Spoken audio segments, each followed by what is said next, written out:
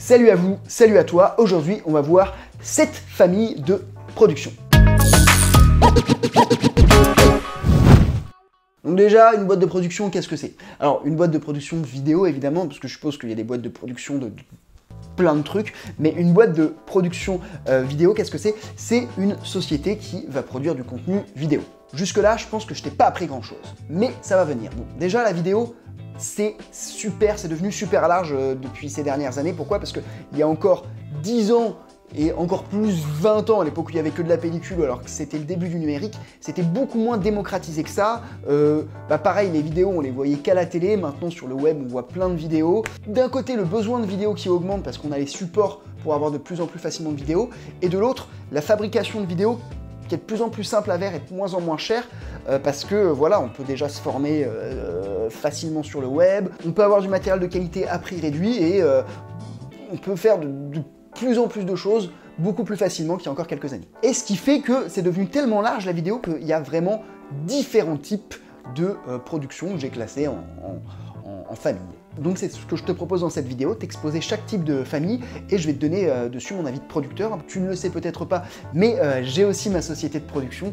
Donc voilà, je vais te présenter chaque famille et te donner mon avis sur chacune de ces 7 familles. Et ces familles de production, généralement, une boîte est spécialisée dans une voire 2 familles de production, même si en théorie une boîte sait tout faire, et d'ailleurs ça existe, il y a des boîtes qui font tout, mais voilà, c'est vrai qu'en pratique, par la force des choses, on est quand même amené à se spécialiser assez rapidement. Alors je vois certains qui me disent oui mais faut pas faire des cases, c'est pas bien. C'est vrai, faut pas faire des cases, après, de toute façon, tu trouveras toujours des productions hybrides qui seront dans une ou 2 cases, et si je fais ces 7 familles, putain j'avais même pas remarqué, mais je l'ai, les 7 familles, bref. Mais si je fais ces familles, c'est surtout pour te donner une représentation qui soit plus facilement modélisable pour toi. Sans plus tarder, on va commencer avec la première famille, la fiction.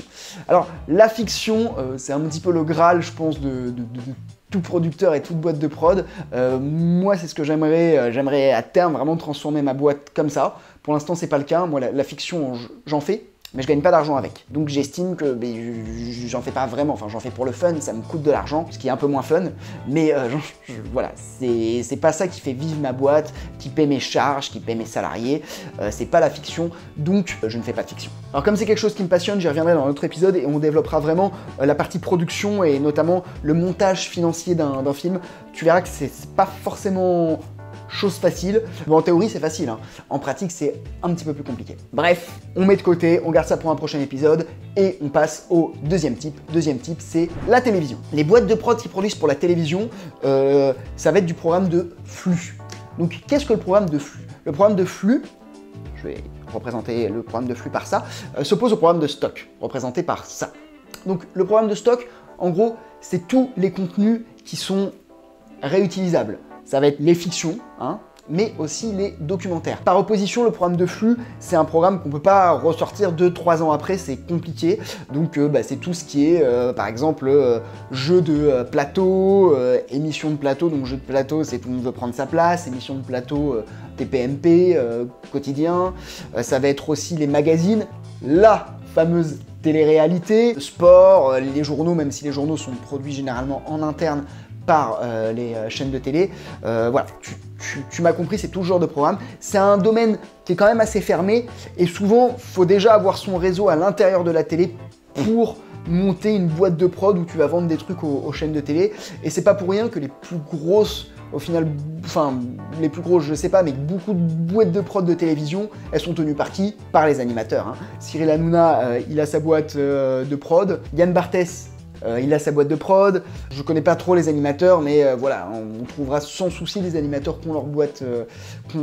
Donc il faut déjà être un petit peu dans le milieu de la télé pour pouvoir faire ce genre de choses. Pour la culture, la boîte de prod la plus connue de la télévision, c'est qui? C'est Endemol, qui produit entre autres Secret Story, je crois. Quatrième famille de production, la bonne vieille publicité. La publicité, c'est un genre où il y a quand même pas mal d'argent, même si j'ai cru comprendre en parlant à certains producteurs que ça baissait, il y avait quand même moins de budget qu'il y a quelques années, mais voilà, c'est quand même un genre qui va commencer à un minimum 1000 € la minute pour des petites publicités un peu pourraves de web et qui peut monter à 50 voire 100 000 pour des publicités télévision. On va quand même mettre les moyens par rapport au temps qu'on veut produire. Une publicité dure pas très longtemps et pourtant on a quand même un budget qui peut, par rapport à ce qu'on peut avoir dans l'institutionnel, un genre où je reviens après, qui peut être quand même assez insolent, le mot que je cherchais, insolent. Alors généralement les boîtes qui produisent de la publicité, elles sont pas forcément vraiment en contact avec les marques, mais plutôt en lien avec les agences de com. 6e genre, le clip. Alors pour le clip, attention, attention, attention. Et un 4e attention pour le fun, donc attention. Pourquoi est-ce que je dis plein d'attention comme ça? Parce que il faut savoir que la plupart des clips, alors je vais dire un chiffre au hasard, mais je pense sincèrement qu'il n'est pas très loin de la réalité, 90% des clips sont autoproduits. C'est-à-dire que c'est l'artiste qui va produire son clip et non une maison de disques. Donc c'est l'artiste qui va financer avec ses deniers les clips.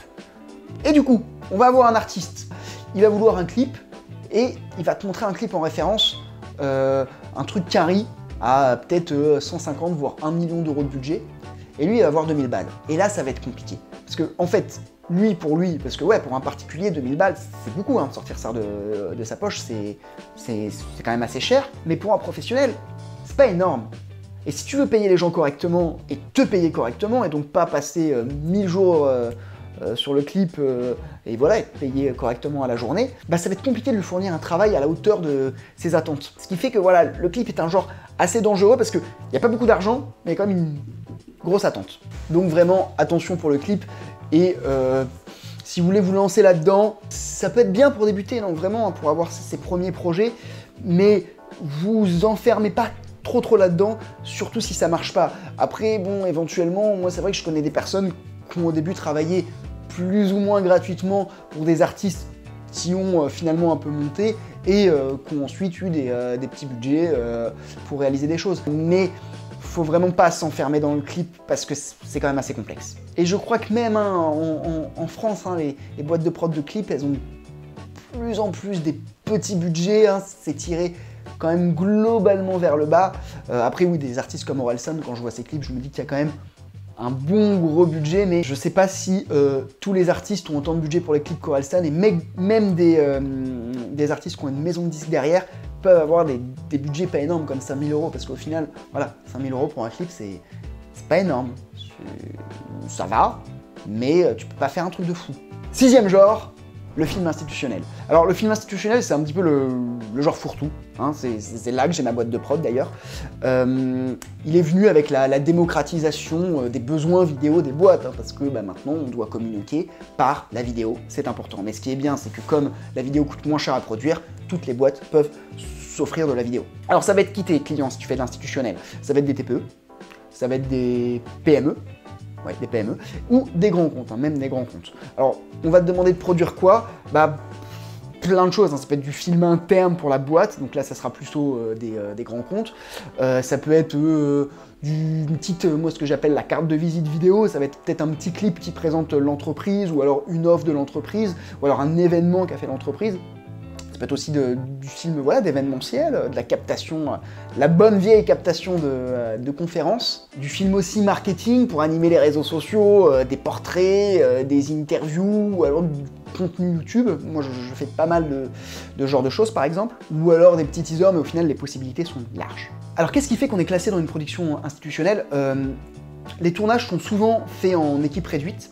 Les budgets sont pas énormes, donc tu peux pas faire des trucs de fou, hein, on est presque dans de la vidéo industrielle, entre guillemets évidemment, mais on n'est pas forcément mal payé. Tu vas te dire, oui, mais t'as dit que les budgets sont pas énormes, mais qu'on n'était pas forcément mal payé. Oui, parce que, imagine, t'as 1000 balles pour faire ta journée de tournage. C'est sûr que 1000 balles, en soi, c'est pas énorme, mais si tu viens qu'à 2 techniciens, allez, imaginons un cadreur, réalisateur entre guillemets, qui va être payé 400 balles. Tu lui prends un assistant, 200 balles. On rajoute 200 balles de matos, puis 200 balles pour la boîte. Ça fait 1000 balles. Tout le monde est relativement bien payé. La boîte, évidemment, elle va s'arranger pour que les 200 balles de matos, elles soient pour elle. Et si elle peut, bah, placer un de ses gars en fixe pour se prendre une com. Et du coup, voilà, on est relativement bien payé. Après, évidemment, on va pas pouvoir faire des trucs de fou, et si on veut des trucs un peu plus léchés, là, ça peut coûter cher. Après, ça existe, un institutionnel cher. Moi, j'ai déjà eu, le plus gros budget que j'ai eu, c'était pour un film de 3 minutes, 8 000 €. Et ça comprenait aussi tous les frais de production, donc hôtel, déplacement, nourriture.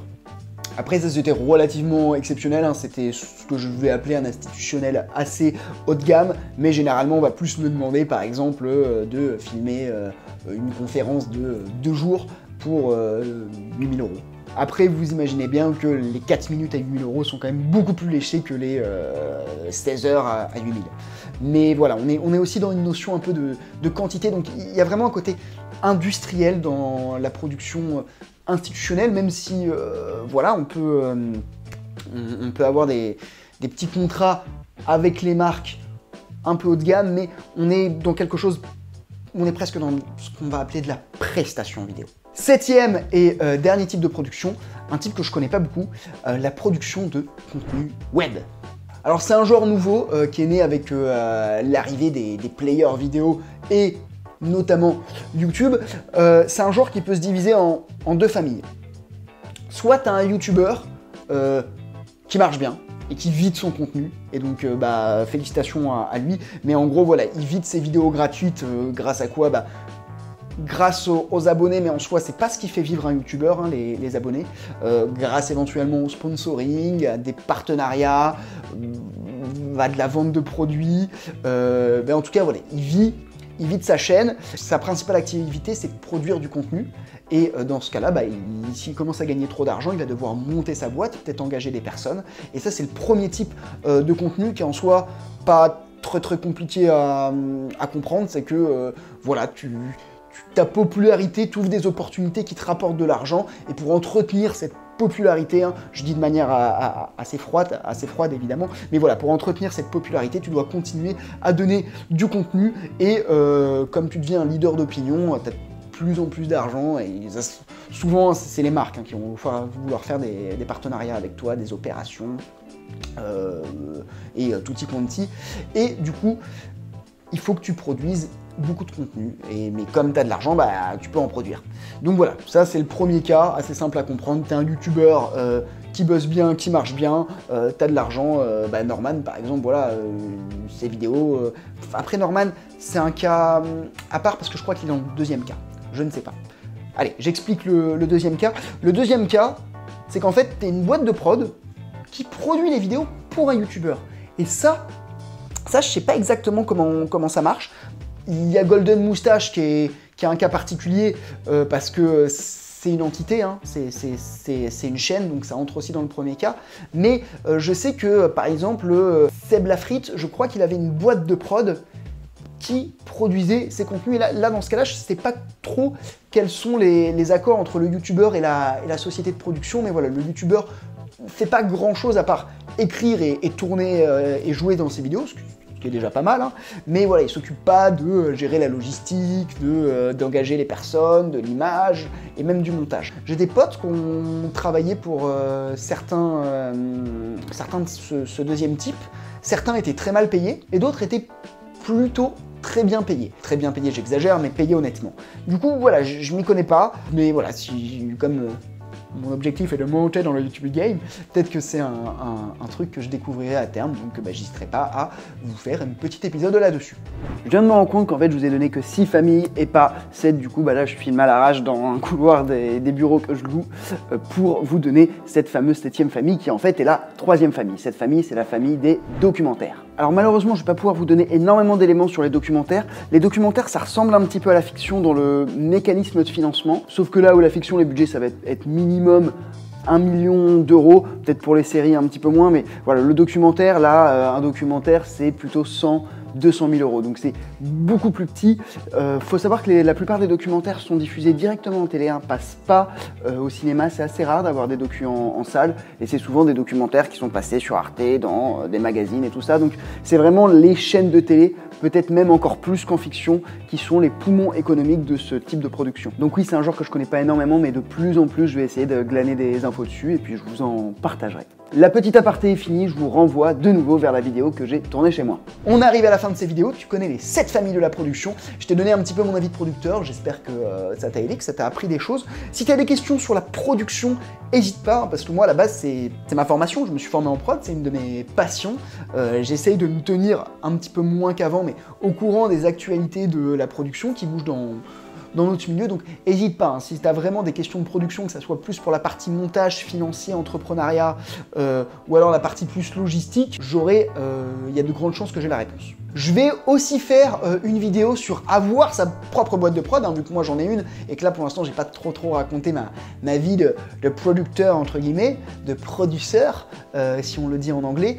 Donc voilà, je vous prépare une petite vidéo où je vais raconter comment est-ce que je suis arrivé d'un petit étudiant de fac à avoir une boîte de prod. Donc évidemment, c'est pas fait en un jour, hein, ça s'est fait en plusieurs années, et je vais un petit peu vous raconter cette histoire dans une prochaine vidéo. Voilà, comme d'habitude, le petit like parce que ça me fait plaisir. Si tu n'es pas abonné, tu peux aussi t'abonner parce que aussi ça me fait plaisir. Si tu es débutant, tu peux télécharger le guide du premier tournage. J'espère qu'il t'aidera, en plus il est souvent mis à jour. Je t'ai tout dit, je crois, je peux te souhaiter une très bonne journée, te dire à bientôt dans une prochaine vidéo. Ciao!